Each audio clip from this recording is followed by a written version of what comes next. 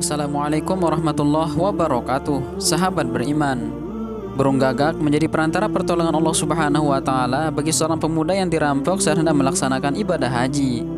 Seekor burung gagak setiap hari memberi makan dan minum hingga akhirnya ia dapat selamat.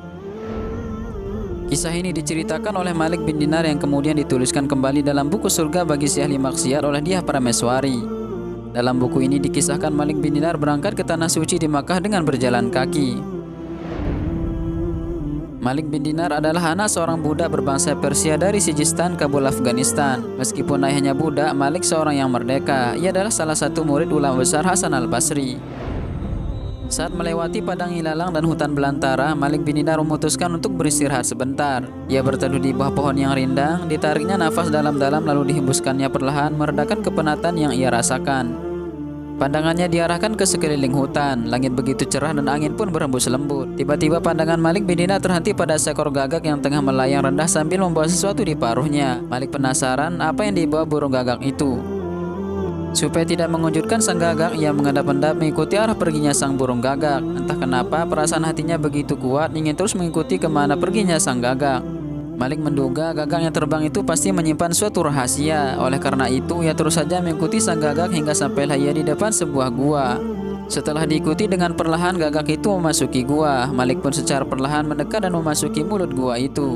Malik berhenti sejenak karena tidak bisa melihat apapun. Namun lama-kelamaan pandangannya bisa menyesuaikan diri. Ia tebarkan pandangannya ke seluruh sisi gua tersebut dan meneruskan langkahnya memasuki gua.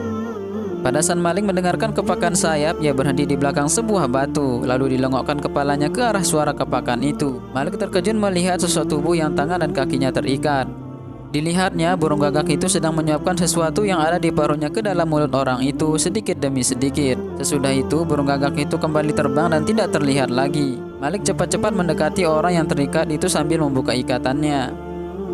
Ia bertanya, "Siapakah engkau? Apa yang terjadi padamu?" "Aku adalah orang yang sedang dalam perjalanan menunaikan ibadah haji. Namun ketika dalam perjalanan, hartaku dirampok oleh penyamun. Lalu tangan dan kakiku diikat oleh mereka. Setelah itu, aku dilemparkan ke gua ini," jelas orang itu.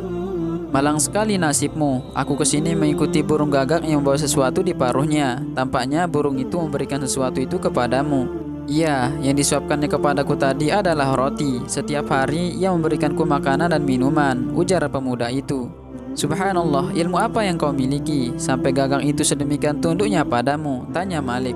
"Tidak ada. Selama 5 hari sejak aku di sini, aku hanya bersabar saja dan berdoa. Wahai Zat yang berfirman dalam kitabnya, percayalah bahwa dialah Allah akan mengabulkan doa hambanya yang ditimpa kemalangan. Aku sekarang membutuhkan pertolonganmu, maka rahmatilah aku. Allah mengabulkan doaku dengan mengutus seekor gagak untuk melayani seluruh kebutuhanku," jelas pemuda itu. "Engkau sudah terbebas. Bagaimana kalau kita lanjutkan perjalanan menuju tanah suci? Biarlah bekalku ini kita makan bersama selama di perjalanan."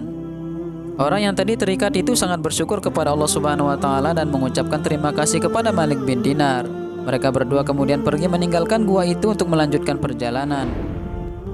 Kisah ini mengingatkan kita pada firman Allah Subhanahu wa taala dalam surah Ghafir atau Al-Mu'min ayat 60 yang menjelaskan Allah Subhanahu wa taala akan mengabulkan doa hambanya. Dan Tuhanmu berfirman, "Berdoalah kepadaku, niscaya akan aku perkenankan bagimu. Sesungguhnya orang-orang yang sombong tidak mau menyembahku akan masuk neraka jahanam dalam keadaan hina dina."